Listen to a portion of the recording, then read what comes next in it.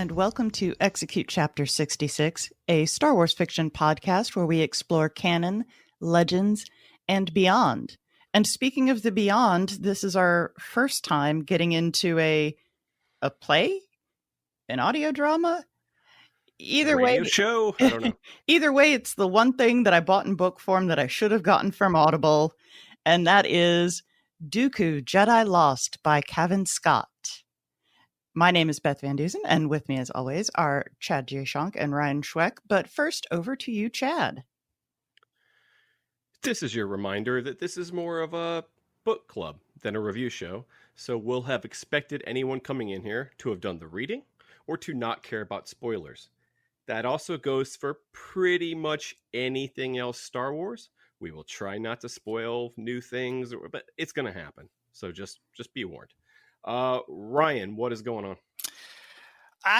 We didn't get a lot of news in the past couple of weeks, but what we got has been a doozy. We'll save the big one, but they made an announcement about Obi-Wan. They have confirmed the Obi-Wan show is in pre-production, it's back on, and that it will only be one season, which I think we all kind of knew and kind of assumed, but I like that they've said it that way. So, we can get through it. We can tell one story. You don't got to leave anything hanging.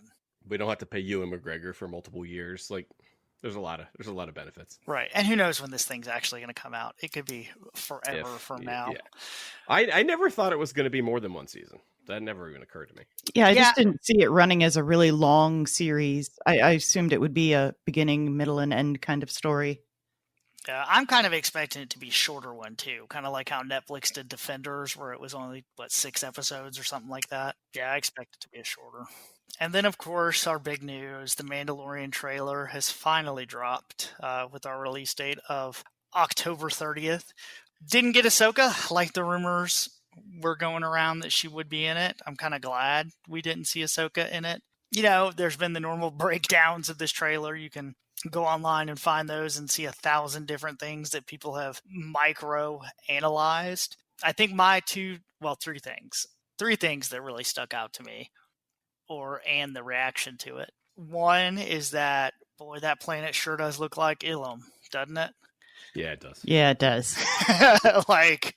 That's got to be it. They're going to go, which I think is awesome. Yeah. My second, have y'all seen the arguments and the 501st reaction to the Biker Scout knee plate? No, but I don't feel like I want to have anything to do with it. This is just ridiculous. So when the scene where the one Biker Scout kind of drops and then comes around the corner or whatever, the knee armor is upside down. And oh my goodness, it is the funniest thing to watch these people discuss it and how now they're going to update what do they call it? The CRL or something like that. Whatever that Bible is that's got all the acceptable costumes, because now it's on screen, which means they have to accept it as canon. And there have been the funniest online arguments about this garbage. I'm going to try not to laugh. We have friends that are cosplayers. I have respect for the 501st. I'm just not amongst them. I just wish that I had that much time on my hands. Mm-hmm. And my favorite is, man, they must have really been looking. Because I looked at it and I said, yeah, it looks like a Biker Scout. But apparently the little piece of armor's upside down. That has been a really funny... Is it possible he's just like the private pile of Biker Scouts and is kind of new and just can't get his crap together? My dream is just Filoni messing with people. or just yeah, okay. Yeah, no, I guess. Yeah. It's just Filoni being like, this will be funny, and just flips it. Yeah. It's probably not even flipped in the show. They did it just for the trailer. And then just overall, look, I know it's the child, but I was really hoping for less Jedi. The trailer is heavy on the Jedi, talking about them and stuff. And once again, I'm sorry. The Mandalorians know who the damn Jedi are. Yes. Come on. I can see you're in some backwater and maybe you've heard about them, but the Mandalorians know who the Jedi are. They absolutely know. Yeah, Darth Maul was your leader. Come on, y'all. It wasn't that long ago. Yeah, that struck me as weird. I also, again, it looked cool, but I'm a little disappointed in the assumption that, or what the trailer seems to be saying, is that when they say they're going to take the child home to its people, they mean the Jedi and not Yoda people. And I want Yoda people. Yeah, you had Yaddle. I want to know. Again, I know people don't care. I want to know where Yoda came from. If they want to tell me that story, Dave Filoni's going to tell it to me, I'll take it. And instead of just like he's going to try to find the Jedi, I'm like, oh, now we're just going to be looking for a damn Jedi again. Yeah, I don't know. I was surprised no Moff Gideon at all. Like, I really expected to at least see him for a minute. There's been interesting reports about this season. Supposedly, there's going to be a stretch of it that the Mandalorian is not in it. And there have been pretty heavy rumors that, well, it's not a rumor apparently that he was unpleased with some things going on and wasn't there for a while, but there are heavy rumors that he actually quit and or was, I read some of those rumors, but they all came from We Got This Covered, so I kind of ignored them. Yeah, they've come out other places too. Okay. Now. Yeah, they seem legit. But I'm okay with that. Like, Maybe it's because they didn't show his face the entire first season, except for one month. Maybe he's like, guys, can we at least? I'm so pretty. But I am so pretty. Why are you paying me? I am so pretty. He knew what he was signing up for. It's not like they were hiding it from him. It's true. Yeah. But I mean, overall, it looks great. I mean, it's going to be awesome. Yeah. So just a couple of weeks to go, and then we'll get to see it. There's been, I hate to bring it up, there's been a little bit of controversy about Gina Carano. Has made some comments online that have got people upset at her being on the show and calling for Disney to fire her. Mm-hmm. So that is something that is kind of clouding it a little bit. I won't get into the allegations, but let's just say she could have been nicer. Yeah.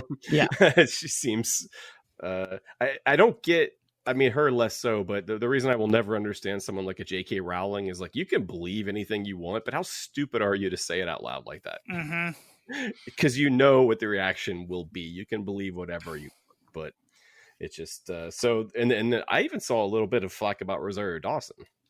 Oh, I hadn't seen that. I haven't seen anything about that either. That there was some incident with her and her family, but that seems to have died down. Mm-hmm. But I did note that Gina was only in one shot in the trailer, right? There was just the one shot of her and Carl Weathers. Yeah.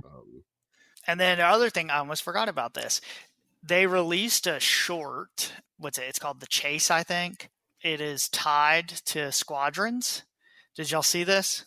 I haven't watched it yet. No. It's so good. It makes me so excited for Squadrons. We get Ray Sloan being heartless old Sloan, which I'm pumped about. But yeah, I highly recommend watching the CGI short. It's really good. I just haven't clicked on it yet. But yeah, so that's pretty much all our news for right now. We've gotten some good toy leaks, not really news, but I like to keep everybody up to date on the toys. We've seen the armor. It got leaked out in an Inferno Trooper. Hasbro has not announced those yet. I imagine they're going to be announced at HasCon, which is coming up shortly, but they're in the Clone Wars packaging. Oh, excuse me, the Mandalorian packaging. So there'll probably be a rest of the wave to that. So I'm hoping we see those too. And then there's also rumors they're going to make a vintage collection Razor Crest, excuse me. And apparently it's going to be like $350. So yeah. What scale? Vintage, so it's 375. It's classic. $300 for a 375 scale ship? Yeah, that Millennium Falcon's $499, I think. Oh, it'd be that type of thing. Okay. Yeah, it'll be huge. So that's another one we're expecting to see at HasCon probably, which is, I don't know when this is going to come out, but HasCon's the 22nd, 23rd of September. So that will be in the past by the time this comes out. So hopefully you watched HasCon and you had good luck on Hasbro Pulse getting all the exclusives. The armor looks dope. Oh, not that I've seen it. Not that I've officially seen it, but right. Not that I looked at that picture of somebody getting it. Not that you sent me that picture. Yeah, nope. It's super dope. So that was our news for tonight.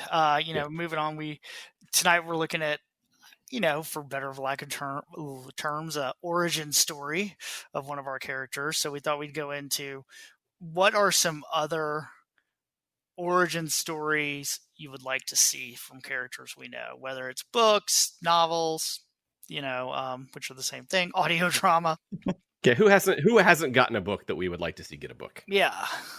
I'll go first because mine. You'll go first. Yeah, I'll go first because I'm going to go and get the really obvious one out of the way. Mm-hmm. Obviously, not just one book would do. I'm looking for a whole series of the Adventures of Plo Koon.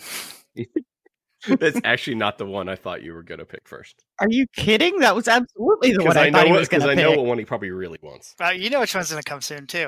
Yeah. Plo Koon, obviously the best Jedi. A gentleman, a fighter, COVID warrior, just overall amazing Jedi. He is. I mean, think of all the adventures Plo Koon had. Did that ship blow up? It did, but who's to say Plo Koon doesn't have force shields and he has survived and is somewhere else defending the universe? I'd like to see a full Plo Koon from birth to death series of books. Chad, what's your first one? It's not Rael Averross. I was going to say Jason Sandula, but that's a little cheeky. So my first one is going to be Kira. I want to see Kira between the events of from between the prologue of Solo to when she sees Han again, and then after Solo. I want to see her rise through the criminal ranks, and I like that character, and I want to see more of that character. So that's the one that I would do first. Beth, what's your first choice? I thought somebody would have picked this one first, but I obviously want to know a heck of a lot more about Yoda. Nice. Okay. I want a Yoda book. I want to see from child Yoda hanging out with Mandalorians to the 850 years before we get to know him. There's a lot of story. It'll be interesting there to see how much Yoda we get in High Republic. I mean, he's one of the main characters. They've already shown pictures of him. He's in it. I don't know. He's gonna be this constant. It's like we will get Yoda's bio, but over the course of the next 50 years. Mm-hmm. Because as they go along and tell stories, they'll be like, well, let's go back. Was Yoda alive then? Yeah, Yoda was alive then. I guess he has to be in the story. Damn. I can't wait 50 years to find out Yoda's full story. Yes. I don't have 50 years in me. I want young Yoda to just be a jerk. Just a total, sleazy, just awful person. Like Giles on Buffy. All right, Ryan, what's next for you? All right, my next one is Enfys Nest. I think there you go. I've talked about this. That's the one I was. Yeah, I think I've talked about this before. Outside of Jen or so, Enfys is, I think, who I'm most interested in new canon. And I think there's so much story there they hinted at. And it's just ripe for a book. Either following kind of how she became Enfys Nest and what happened to her mother. And then even after Solo, once she gets all the, what's it called? What's the stuff Solo gives? Oh, the coaxium. Coaxium, yeah. And kind of where she goes from there, because eventually she should kind of intersect with Saw Gerrera. There's so much there. So she's definitely one I want to read about. I have one on my list that says Saw /Enfys. Mm-hmm. But I knew you would go for Enfys Nest. But I think together, I think kind of a book about that. Her and the partisans and all that stuff would be really cool. Yeah, no, I saw that. That was the one I saw coming. My second choice, I was going back and listening to some of our previous episodes, and there's one that struck me. I'm going to say I want one about Rey's parents. I do want a book about Palpatine's son. Mm-hmm. I want to know that story. I want to know what it was like, what he was, who his wife was. I understand that Disney is now trepidatious about the sequel era. We've heard that they just plan on not telling any more stories in that or whatever. Do what Lucas did. If you really think you messed up the sequels or people think you messed them up, do what Lucas did. Just let all the writers fix it. Hand this 30 years over to the novelists and the comic writers and let them build up something amazing like they did with the prequels. Rey's parents would be a good part of that story, is to tell us Have a really good writer get on it and tell us the story that can also tell us the story of the time in between. We have so very few stories of the time in between Jedi and Force Awakens. I know we have Aftermath, but there's so many years in there. Aftermath only covers like 6 months. And I'd be curious to see, like, did he know who he was? Did he know what he was? Yeah, and how did he deal with that if he did? He's on the run. Does he know why he's being hunted?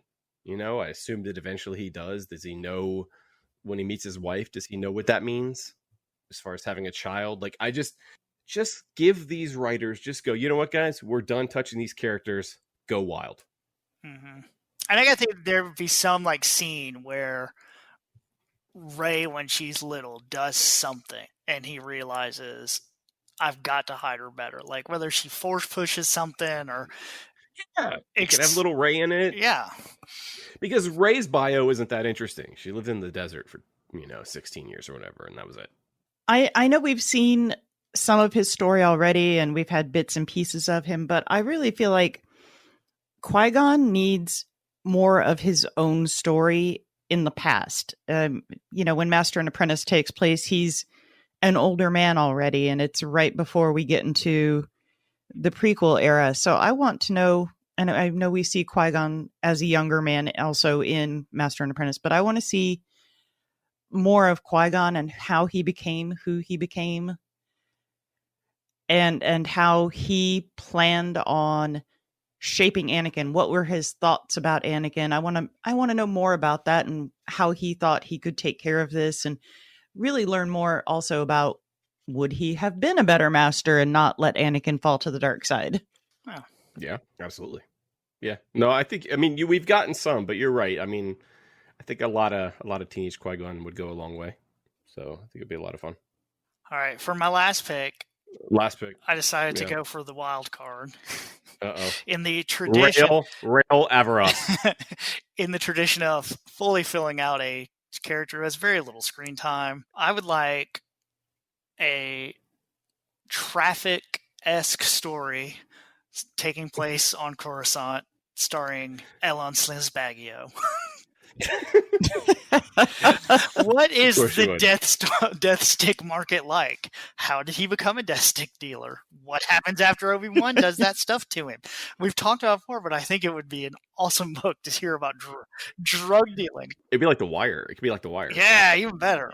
Ooh, yeah. The Wire. Yeah, that'd be either that or it's a sad drama about his prevails and failures through rehab. That'd be great. Just this horribly depressing book where like he comes from like a broken home and like it's an AA book, right? It just turns into an AA book. That's what I was going to ask. Is there like a galactic AA? There could be. Maybe there's Jedi and that's what they do. They're not warriors. They're counselors. Let's see. For my third one, I have a couple listed. Oh boy. Okay. I'm gonna pick Admiral Holdo. She has a pretty decent part in the Leia novel.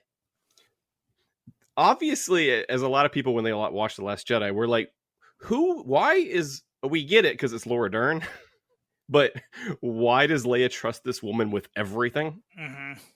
And I'd kind of like to know why. Like, I get a little bit of it because they've known each other since they were kids, but I don't know. I think Holdo, if she truly is a vice admiral, that means she's done some stuff. And I think that might be interesting. But my true pick is definitely Jason Syndulla. But that's just because I want anything with Jason Syndulla in it. I was going to pick Hera, but I feel like that's too close to Jason because I want to know more about what Hera does in between Rebels and when we briefly see her in Alphabet Squadron and stuff. So leading into this week's book, I really feel like I need to know more about Sifo-Dyas because he's pretty important. He creates clones. He's the one who starts the order for the clone army. Sifo is a big character that they've been slowly filling in. Mm-hmm. Very slowly. I mean, more than Lucas ever did. Well, yeah. Luke. What, you mean getting mentioned wasn't enough of fill-in for you? Lucas just drops this damn name in the middle of Attack of the Clones. And then we never hear about it again. And Obi-Wan's like, he's dead. Yeah. And they don't ever bring it up again. That's the crazy thing. Like, no. Everyone's like, he died. That's real weird. Moving on. And like, we got these clones he gave us. Yeah. Okay. Thanks, bro. It's real weird. I think so. I mean, we're going to talk about Cypher tonight. Mm-hmm. And do you think it would let off a red flag? Like, man, everybody knows, at least Yoda, like, Cypher and Dooku, they were pretty tight back then. This might be something I need to look into. But nope. Nah, it's probably fine. It's fine. As we've learned, the Jedi at this point are barely functional. So to think that they would be investigating something is ridiculous. No, they were just like, "Hey, free clones." Yeah. So we all decided that, of course, the one book that we would want would be the book about Rael Averross, but Rael Averross is in this book or audio play. So Beth, what did we listen to for this? Well, what did Ryan and I listen to for this week? Well, so I looked at the publisher summary, and it talks about him being born into a life of privilege on Sereno and trying to forget the life he once led. And wouldn't he have left Sereno when he was a baby and have no memory of it or his family? So that didn't make any sense to me. So here's my summary. In the prequels, Dooku, or Darth Tyrannus, is a mysterious and enigmatic character. While we learned more about his past in Master and Apprentice, with Dooku, Jedi Lost, we can finally see the events that shaped the man in the movies. Dooku has just taken on Asajj Ventress as his, not really apprentice, more assassin, and her first mission is to seek out his missing sister on Sereno. Through the hollows and journals he gives her to study on her voyage, we learn about Dooku's life from youngling to master. A haughty but eager young Padawan trained by Yoda himself, the man haunted by his own power and drawn to Jedi Lean Kastana as she hunts Sith artifacts, and the master who loses faith in the Jedi even as he trains future generations. We also get a deeper look at what led Ventress to the dark side. This is a story of how darkness can fall on even those who dwell in the light. Very good. And a very nice use of the word haughty. Mm-hmm. I feel like this title should have, like, the secondary title. So it should be like Lost Jedi, parentheses, daddy issues. But that would be just Star Wars in general, though. It's true. Yeah. Star Wars is just one big daddy issue. So, Chad, this was your first time listening to this book, right? I got it a while back. I just never gotten around to it. I hadn't gotten to it. I didn't know it was this cool. That's what it came down to. Well, so how's that for my first question there? Was Tyrannus or Dooku someone you thought you wanted to know more about after the movies? Yes. The only affection I have for him in the movies is that he's played by Christopher Lee. Mm-hmm. Well, that's really what we're going on here. I think that they've done an okay job on Clone Wars with him. But no, not really. I think I've always been kind of interested in Dooku just because he's so different than the other Sith that we had been presented to up to that point. He's not, this big menace or behind a mask or anything like that. I also always that line in Attack of the Clones about Qui-Gon, where he's talking to Obi-Wan and talks about, like, Qui-Gon would be with me. I've always thought that was interesting and wanted to know more about that. Yeah, that scene is interesting. I just think nothing else they do with the character is. It's like he's just then bad guy through the rest of the movies, And I thought he might have a backstory that I'd want to know about, just because he wears a cape. That's pretty fly. Any man who wears a cape in the Star Wars universe, except for Director Krennic, is pretty fly. Krennic so wants to be fly. I love Krennic. He wants to be fly so bad. But he seems really tough and all Sithy, and then at the end he's a sad old man who wasn't really an apprentice at all. He was just a placeholder while Sheev waited for somebody else. I've never thought of him as really Sith. Like, he uses the dark side and all that stuff, but he's just so different than the rest of them. I don't know. And this book kind of backed me up again on that. Like, yeah, he uses the dark side and stuff, but he's not like the rest of them. This book does not depict his interactions with Sidious, though. We're going to call it a book. I know it's an audio play, but we're going to call it a book. This book the story's over before he meets Sidious and actually becomes a Sith. I mean, yes, the Ventress stuff, but we actually don't get to see the part in his timeline where he was introduced to Palpatine, where Palpatine seduced him. It skips straight from him deciding to leave the Order to he's got Ventress getting Force lightninged up in his palace. So there's still a chunk of time there that could be filled in. That's why it's called Jedi Lost, right? It's about him. It's the story of him becoming the 20th Lost Jedi. Mm-hmm. Well, and it's also about how Asajj Ventress became lost, and it's about how her master became lost, and it's a lot of Jedi that are lost. More than the Council would want you to think. Do we believe in over 1,000 generations, only 19 Jedi have ever quit? You really believe that? You really believe that? Just seems kind of. I was like, really, just 19? They're the only ones that have ever quit in 1,000 generations. Maybe we're gonna find out the Jedi used to be a lot better. Like you would want to stay, or they're just propagandists and liars. They also used to be able to have, sex at one point, and so that probably maybe led to some other people going, wait a minute, I didn't sign on for this. That's true. There could have been a mass exodus once they went celibate. Yeah. Like, I'm out. Well, that's the thing about, and going back to that again, like that I think Dooku is so different, is that the other Sith we see, they seem to be more like, I'm going to rule the galaxy, I want ultimate power. And just for me, Dooku has always struck me as more, he sees the Jedi are messed up, he sees the Republic is messed up, and this is how he's going to fix it. I don't know. There's a subtle difference there, I think, that makes him different. Yeah, he sees that the Republic is jacked up and the Jedi are doing everything wrong, but nobody's going to listen to him. So, peace, I'm out. He should be, after reading this, he should have been the Jedi's Martin Luther. Mm-hmm. He should have been the one nailing his, the problems with the Jedi to the wall of the temple. But he didn't, and he slid another way and then ends up being Sith. But the fact that he becomes Sith to me is secondary. You're right. He's more of a guy he's a true believer. Honestly, he's a true believer in the Jedi and in the Force, and that's what lets him down. Mm-hmm.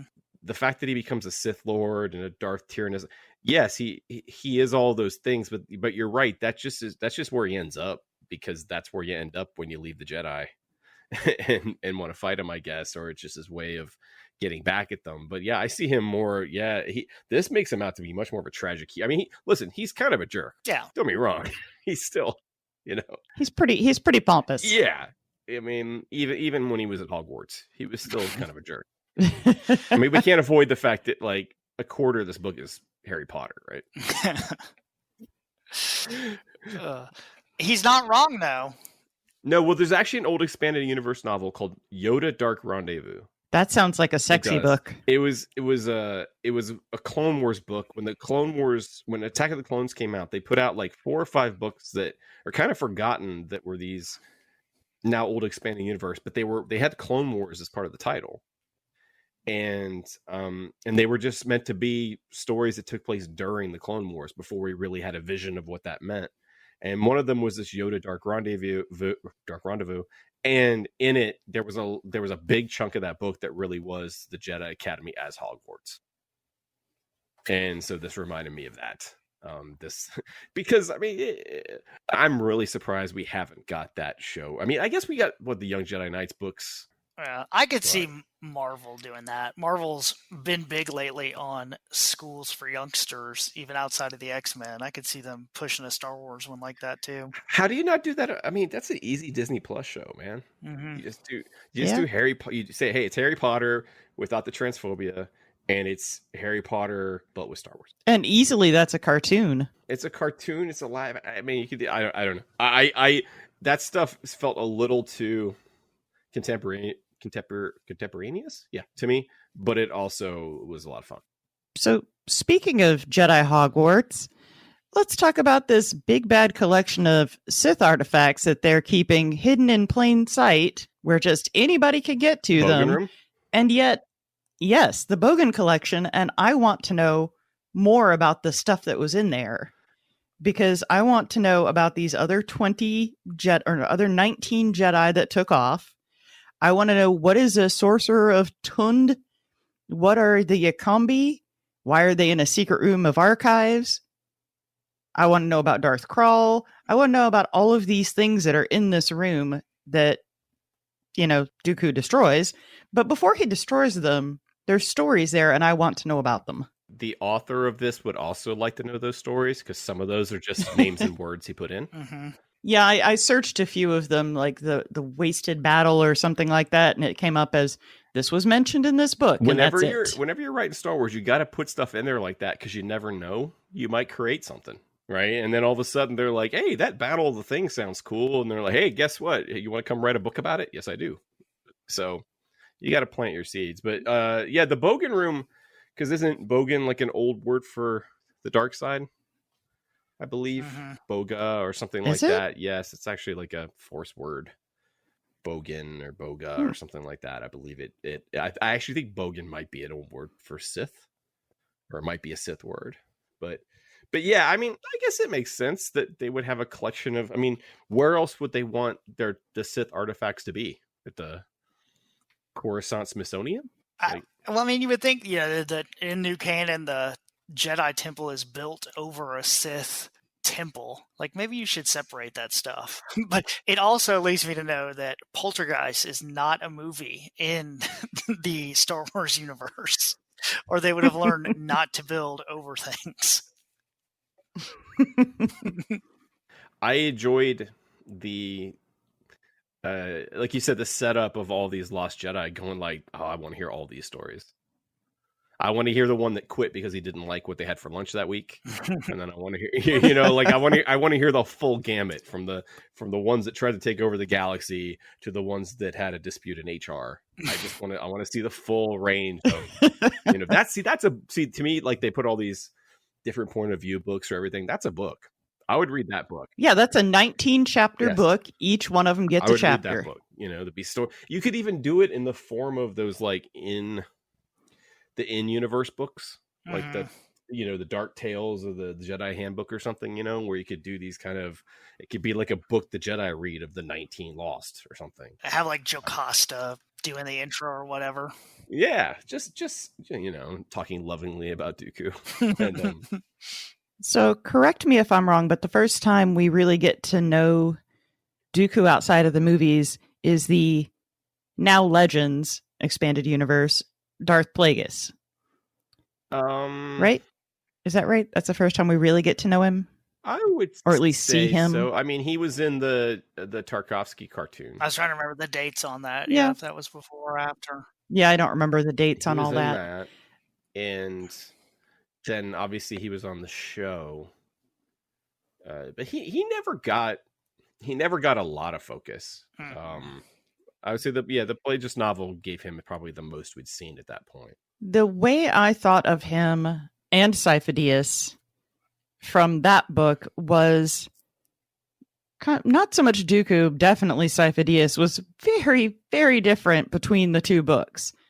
So having read that first, having read Darth Plagueis first, color how you saw either of those two characters going into this book? I don't think so. I mean, I was so all in on this interpretation of Dooku that I forgot every other interpretation of Dooku that I'd ever heard. That's fair. I was very thrown by the difference in Sifo-Dyas. Dooku, not so much. He, it's not that Plagueis or Sheev have any deep insight into him in that book, so I think they were seeing his public face. But Sifo-Dyas isn't crazy and having debilitating visions in Plagueis that we know of, but he certainly doesn't seem crazy. But Ryan, when he was on Clone Wars, what was he like? I'm trying to remember back. It's just flashbacks. Yeah, it was flashbacks, and he wasn't crazy. Much like Sifo-Dyas, I just forget about him as soon as I don't see him anymore. Yeah, exactly. But it definitely has. He's always had these visions. It's been part of the story, though. Yeah, God, I'm trying to remember back to Clone Wars what all he did. I don't remember. I kind of remember what he looked like. Yeah, I do too. But I don't know. I guess I haven't had a ton of opinions about Sifo-Dyas. Maybe because I'm a lazy reader, or because I've been waiting for kind of someone to just sit down and tell me about him, and haven't been able and haven't had the energy to pick up all the little pieces. Mm-hmm.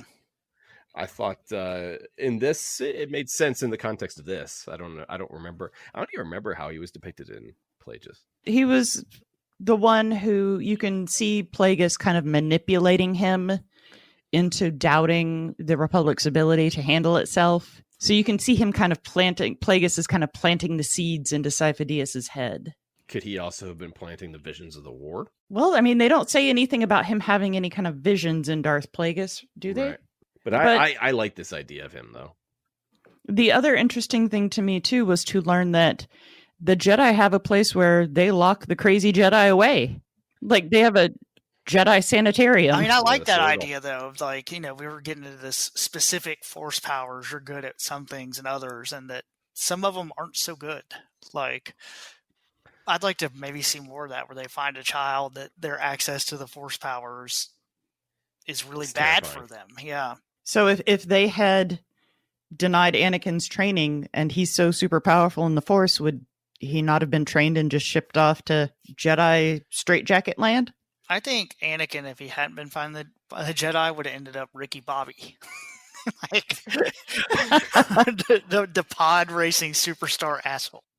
Yes, that would have happened, but I'm talking like if the council had said, no, he's too old, sorry, they wouldn't have just shipped him back to Tatooine to become Ricky Bobby. and they wouldn't have shipped him to the Citadel, I don't think. I think the idea is this is for people that are legitimately dangerous to themselves or to others. But it is a good point. I mean, some people are not going to maybe touched by the Force, but they're not going to be they may not be able to handle it very well. Mm-hmm. And this version of Sifo-Dyas is most of the time seems like a pretty good guy and decent Jedi. And just every once in a while, the world's on fire. Yeah. And and Dooku with his force lightning that just kind of randomly pops out that he can't control, and his hearing voices in his head that cause him to destroy the entire Bogan collection. If the Jedi had known about that, maybe he would have been shipped off too. He didn't destroy the whole thing, because that helmet ends up in the Lando ship at some point, doesn't it? Mm-hmm. In the comics. He destroys a lot of it. Yeah. No, I was just thinking, because I think the helmet that's in one of the helmets in there, I forget what it's called, the helm of something, ends up in the Lando comic. This idea, I mean, what this book did for me was it gave me, obviously since Plagueis, which is funny because we just reread it, but it is this vision of the Sith and the Jedi, and it just gave me just a very stark vision of why it all went wrong. Mm-hmm. And that these people are not all that at this stage, and let's be fair, maybe never. Is it possible the Jedi were never the beacon, the absolute perfect beacons that they pretend to be? I guess we'll find out in High Republic. I'm sure they have had better days, but I can't imagine there was a time where the Jedi didn't have some corruption, where the Jedi didn't have some. There was a story beat in here that I loved that I'm mad that I never thought of, which was the idea of a Force or a Jedi hunter, not a hunter. What is she called? The one that goes out and finds a seeker. A seeker. Bringing back their own child. Yeah. I thought that was awesome. And I wish I had thought of that. I think to me, that's like a whole book, but I thought that was a cool idea. What'd y'all think of Asajj Ventress? I like that they made her a little more relatable and a little more, I don't know. I mean, she's not human, but they made her more human by not just being evil. And I know how her story ends in the Clone Wars. She's clearly not 100% bad, but they made her way more sympathetic. Now, have y'all read Dark Disciple? No. Yes. Yeah, I think I've always liked Asajj Ventress on the show and kind of her story of essentially just being used by all these people, and I don't know. I think she's really interesting, and I think having read Dark Disciple, it's interesting to see her at this point when it's just kind of starting. She's definitely one of those characters that is, when you get to the end of it, is more victim than villain. Like we kind of how we talked about Maul a little bit before in a previous episode, how Maul just kind of, again, it's shockingly the Sith don't treat their people real well, and you're right, she gets used by all the men that have control over her, and having her be kind of the narrator. Now, I'll admit, I'm not a fan of the Dracula style of novel writing. I don't love a good journal, entry story. I find them to be pretty tedious. But I thought they did a good job in this of moving in and out of kind of the journal entries into character and stuff in a way that it's not just straight up reading a journal. It goes from reading a journal into action. Yes, and it's it's worth pointing out that this is an exceptionally voice acted piece. It's a very well voice acted and produced piece of entertainment if you listen to the audio version. I've spent all my Audible credits on the Aftermath book, so unfortunately for me, it's going to be just written form for now. Well, Ryan, it's got most of the voices though, right? Yeah, Asajj is definitely the same. Who else? The Dooku voice is a little different. Yeah, but he's also playing him at different ages. Yeah, I didn't love the Qui-Gon voice. It kind of threw me off sometimes because it was, I guess, maybe a little more Scottish. I think it was a little off. Yeah, it was a little off. And I told you, because I listened to the Master and Apprentice audiobook, that they play Rael Averross like he's from Texas. That Rael Averross, for some reason, they've given this George Bushy kind of Texas drawl. And that's been consistent now, because that was in the Master and Apprentice book, too. Yeah, I thought that was hilarious. Yeah. No, I was just... It's not the exact same voice, but it's similar. They did apparently...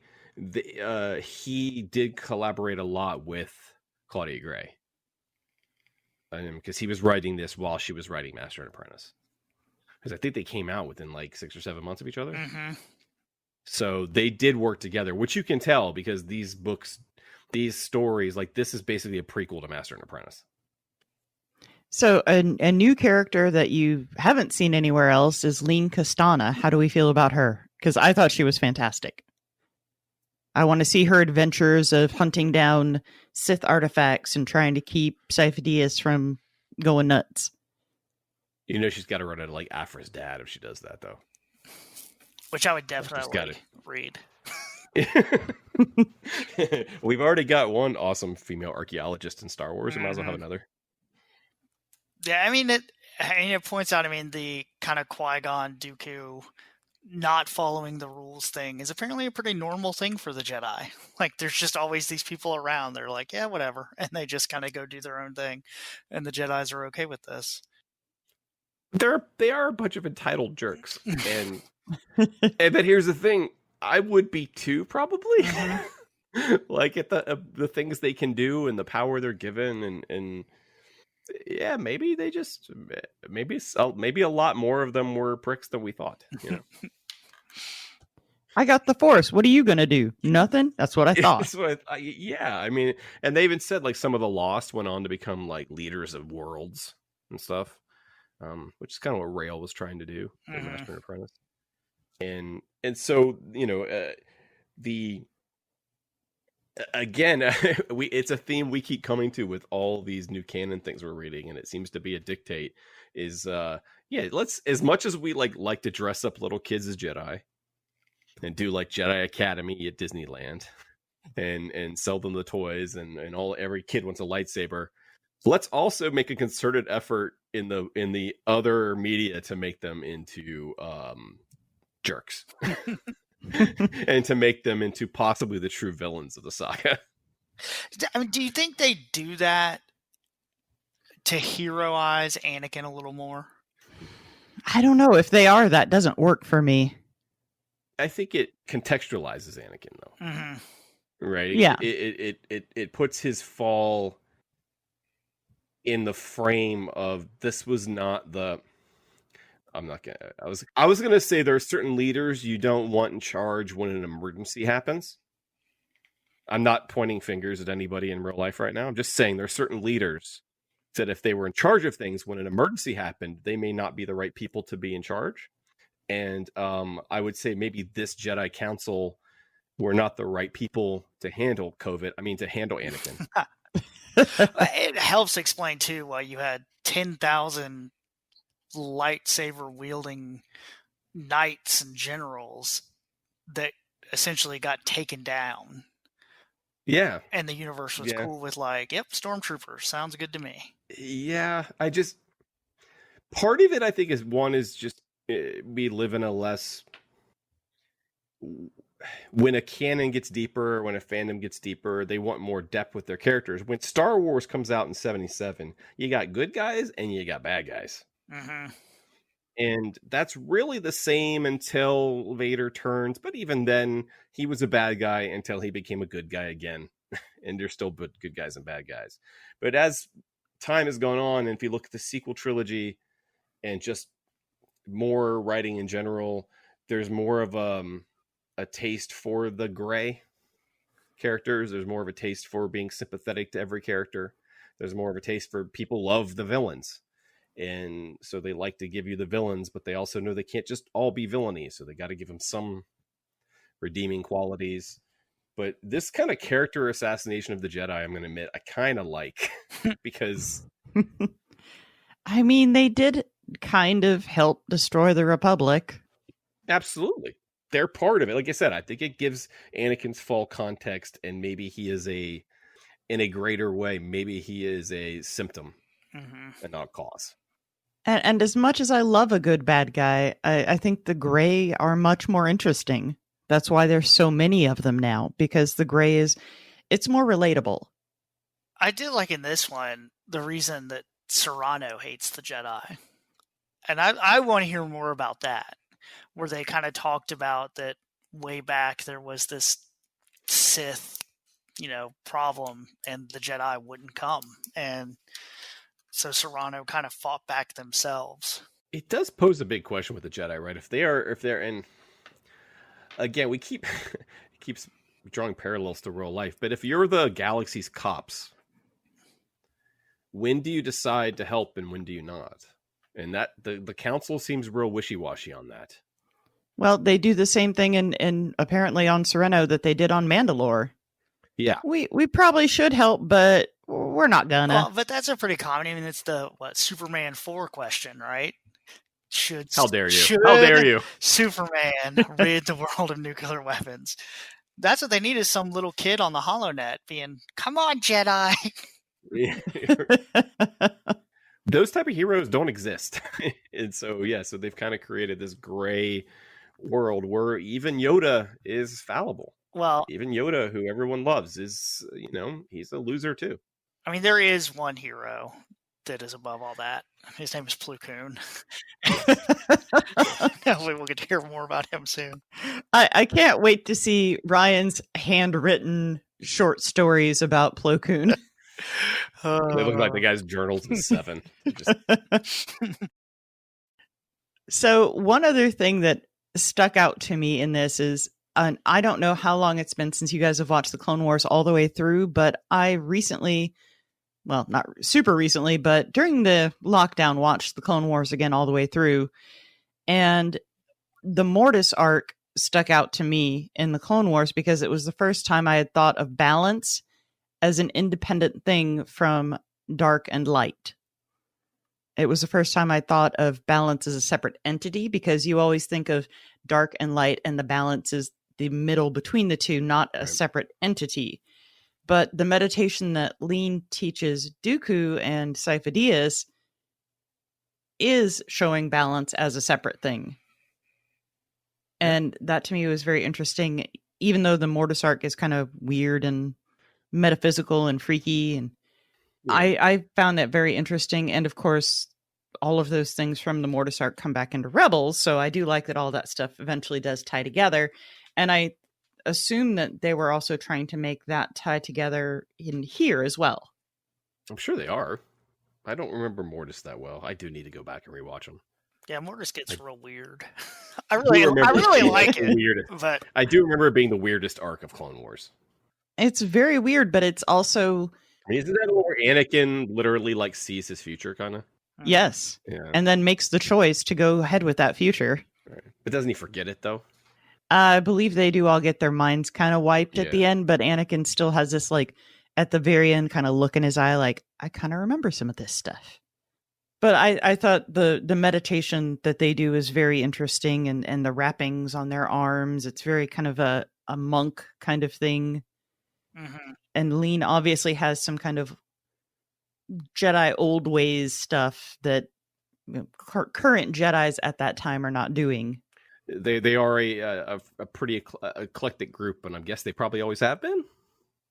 Again, I guess we'll find out soon. They are a bunch of mystics, Mm-hmm. really, right? They are a bunch of people that, they're warrior, they're knights and they're monks and they're peacekeepers and all this stuff, but they're also, they believe in the hoodoo. So like, they probably all have their own rituals and prayers and everything. Mm-hmm. But this to me was the most realistic, the most believable dramatization of a character's disillusionment in the Force and the Jedi and all that I've ever seen. Better than because in Sidious starts off evil. Mm-hmm. Like when he's like 12, Yeah. But in this, you're going from a kid who's generally a pretty good kid. But what is he tainted by? He's tainted by attachment. Yeah, that's what really struck me was the for all of this book is that attachment idea. Yeah. I know we've talked about like how stupid it is for the Jedi to do that, because obviously with Anakin and others, what it leads to. But on the other hand, well, it's weird because, all right, so if Dooku doesn't have the attachment, none of this happens. But on the other hand, that means that crazy brother, ruins Sorrento and the Jedi do nothing. The idea that the one thing that makes Dooku different from the other characters in this is he very early on knows who his family is, knows where he's from, and carries on. And again, it doesn't always have to be romantic. Carries on a relationship with his sister. I find it very strange, though, that he has Ventress track down his sister and save her, only to show up and go, "Hey, so I'm here now. You can kill her." I guess he just wanted to make sure. See, I like that. Like, I think it was a cut, basically cutting off his old life, and he doesn't have that attachment anymore. I don't know, which I found really interesting. Like, his fall happens basically because of that attachment, and then when he actually does, that's when he severs it. Well, she was going to go to the Jedi about him too. She was planning on contacting them to get him help. It's like the Corleones. You never go against the family. Yeah. Exactly. Yeah. So, I get why he wanted her taken out, but why send Ventress all that way to find her and then show up and go, "All right, I've seen her. Get her." Part of it's a test for Ventress, probably. Yeah. He's grooming her. Yeah.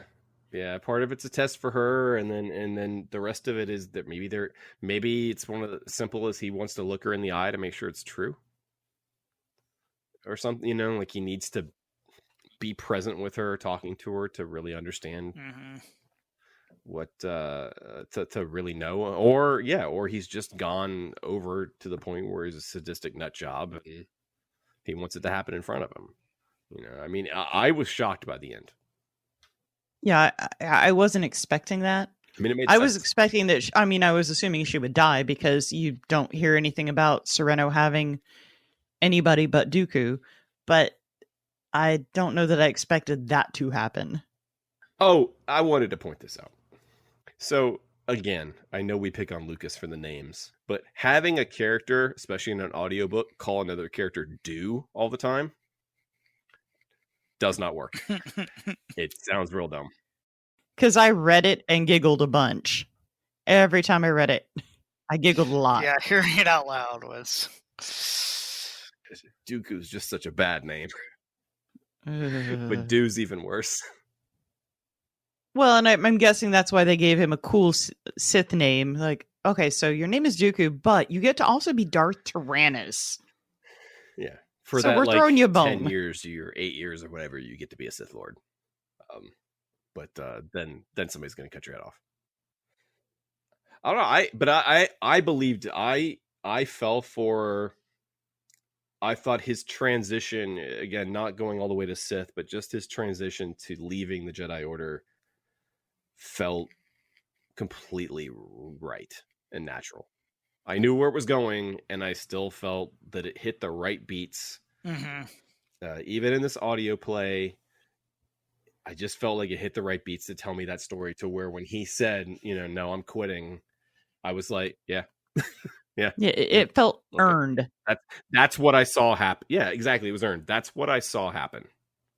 Or listened to. What I listened to happen was this man could be completely disillusioned with the order and quit. And so when he does it, like you said, it was earned. I felt satisfied by it. He went, hey, I can control giant monsters living under the ground on my planet, so I don't need you guys anymore. I thought that was so weird. One thing that struck out to me was that their moon is a funeral moon.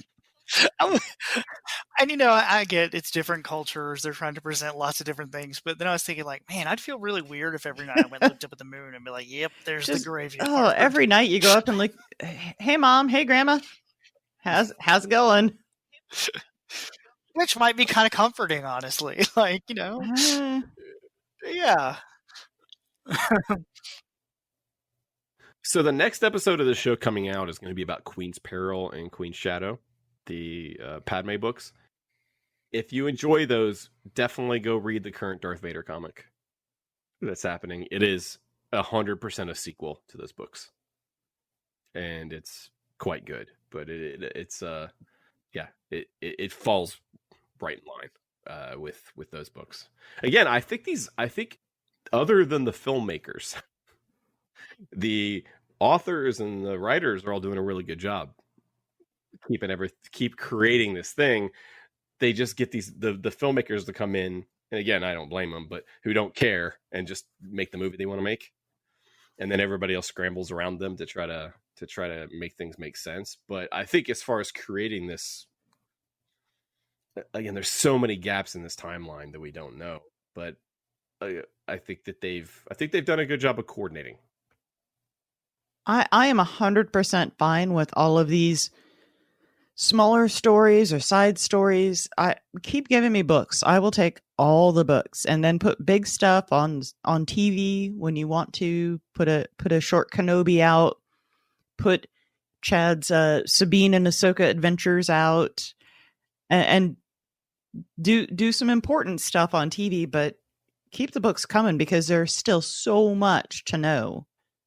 I want all these nooks and crannies, but this one, I mean, these are major characters though. Dooku's oh no, this isn't a nook and cranny to me, but I want the nooks and crannies all explored, and the best way to do that is books.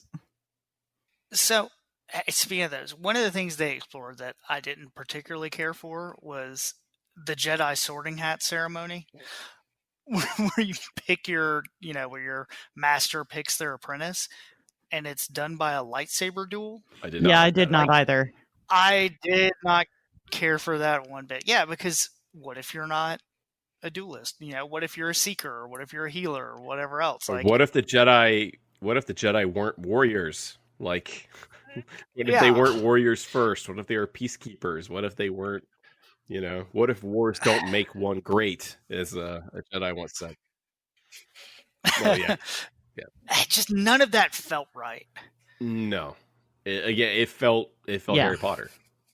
Yeah, that was what's the fourth Harry Potter, the Goblet of Fire. Mm-hmm. Right, it felt a little bit of the fourth Harry Potter book to me. I didn't like that kind of direct competition thing. I know part of it was to just kind of give this, to solidify the bond with him, and is it Sifo he's in there with? Yeah. And so it kind of course, he's the one that orders Sifo's death too later, I think, right? I think he's the one that also orders Sifo's death. Wait, when does that happen? It happens in between Phantom Menace and Attack of the Clones. I don't remember. Is that a comic? Because I've never heard that before. What story was it in? It happened because Sifo Dyas dies. And he was like shot down. He was sent on a mission. Oh yeah, he hires the Pikes to do it. Yeah. And they shoot his ship down. And then he kind of survives, and they take him prisoner. God, what was that in? That might be on Clone Wars. Is it? Then I did not go back far enough in my rewatching of Clone Wars. I mean, I'm looking on here. They say he's mentioned in the Force Collector book, which I haven't read yet. And but no, yeah, everything I see on here that he would have been involved in, the only thing would have been his Clone Wars ones. Because there's the episode Sacrifice. I don't know. That's the name of the episode that he's in, but I'm not sure. I will have to go back and look for that episode. Yeah, because I mean, they say in Attack of the Clones that he died. Obi-Wan's like, oh no, that dude's dead. What are you talking about? Like, he died. He died. Like, I think he even like Master Diaz died 10 years ago. Like, he was very specific about. He knew exactly when he died. That's right, because there's the episode of the Clone Wars where, Commander Wolf and Plo Koon. It is Plo Koon. There we go. Plo Koon go to Obadiah, and they find his lightsaber. Yes. And then that's how they kind of confirm that he had died. So we don't actually see it happen. We just find out. They confirm that he died, but Obi-Wan knew that he was already dead even before the Clone Wars started. Yes. Well, he says that, though. When he goes to Kamino, they said, well, what about, Master Sifo-Dyas, who put in the order? He's like, Sifo-Dyas has been dead for almost 10 years. Oh, so it's a flashback. And so... that takes place during the Clone Wars. There's a flashback. Okay. It's like a hologram, and they find out something about the past. Yes, it doesn't. I absolutely did not see that episode. Yeah. It takes place somewhere in between them. Technically, I mean, Wikipedia is never wrong. Says that he died 32 BBY. So, yeah. Oh, yeah. I'm reading it. Now I remember all this stuff. Yeah, he hires them. They shoot his plane down. They go get him, and Dooku gets the body and then takes it to, what's it called? Flucia. Oh, that's right. He frames them. He frames them. Yeah. So there was a whole thing with him. I don't even know if he talked. He might have been a hologram. But it's not actually an episode about Sifo-Dyas like in the present. It's about him in the past. I think it's it's a Yoda episode, I think. Well, there's the one episode where who is it? It's Palpatine, I think. Kind of pretends to be a Sifo-Dyas Force ghost and comes and tries to like talk him into stuff, and then Yoda sees through it. Okay, I don't remember that, but that sounds crazy. I'll have to go back and check that out.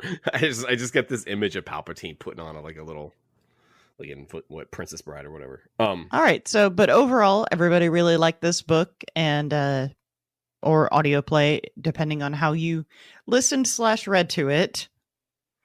So I think we can all recommend it. Yeah, it was great. It's a lot of fun. Listen to it if you can. It's a pretty quick listen. I'm sure it was a quick read. Very quick. I actually read some angry reviews on Amazon about it because people didn't read they were buying a script. That's what happened to me. I didn't know. Like, I was at the bookstore when they announced the book was coming out, and I assumed it was going to be an adaptation. And luckily, I thumbed through it when I picked it up, and I was like, I assumed it was an adaptation as well. I thought I was getting a novelization of a play, but I got to play, and I don't mind that. That doesn't bother me because I've read plays before. But it is fast. Fancy. It is fascinating though that they didn't put out an adaptation; that they just put out the play. Well, and again, Harry Potter reference. It's almost like they did with Cursed Child. It's true. I will say, if you read it, you probably get more thoughts and more kind of side action and like stage direction stuff than they would do in an audio when they're actually reading it. But do you get as many explosion effects? No, but they happen in my head no matter what. Okay, music is playing, laser blasts are sounding. I get it all in my head. Since we've spent this episode talking about learning about characters that we didn't know anything about, we're gonna next week or in 2 weeks, we're gonna shoot forward a little bit and we're gonna learn about another character we don't know a whole lot about. Ryan's second favorite, probably Resistance fighter pilot. We're gonna read Freefall by I didn't write down the name. Forget who wrote Freefall. It's Alex Segura. Segura, yeah. Freefall by Alex Segura, which is a novel about young Poe Dameron and and I believe his days as a smuggler. It's a YA book about drug dealing. Nice. Excellent. And so we're going to read that next in part of our series of learning stuff about people that most people don't care to learn about. We're gonna go back and learn about teenage Poe Dameron. And only 2 chapters in, but yeah, it's about what I thought. I'm still working on Thrawn Ascendancy in book form and Aftermath in audiobook form, so it may be a minute before I get there. Try it if you get a chance. Also read, what's the comic, Ryan? Fallen Empire? Yes. Is that what it's called? Yep. That has Poe's parents in it. It makes a good little... It's not that big of a deal. It's not even a great series, but it makes a decent little companion. Yeah, it helps to know the relationships a little bit. Because Poe Dameron kind of jumps... The book, Freeform, kind of jumps you into him. And if you kind of already know him and what happened to his mom and all that stuff, it helps. Yeah, and that's definitely going to be on Marvel. Yeah, it's on Marvel. The TIE Fighter series was really quick and easy to get through, so I'm sure I can breeze through that. Yeah, it was one of the first of the new Disney comics, and they touted it up really big, and the first issue was really good, and the rest of them just weren't. It just kind of fell apart. But it is the basically origin of the 2 people that are gonna, it's a story about Poe's parents. And I will say, if you like unnecessary origins, Freeform has the origin of a ship from a deleted scene in Rise of Skywalker. That is... Oh, excellent. I'm so excited. I'm so excited. Yeah. Oh, I can't wait to learn about a thing that I don't need to know about. That's what we need, like Tales from the Mos Eisley spaceport. So it's not actually a cantina. It's like the flight log of every ship that's gone through. Oh no, Dave and Arian and I came up with an idea to do a sort of a Jim Jarmusch thing with the Mos Eisley Cantina and call it Calf and Death Sticks. And Iggy Pop and Tom Waits are there, but as aliens. All right. Well, thanks, guys. And we will see you next time on Execute Chapter 66.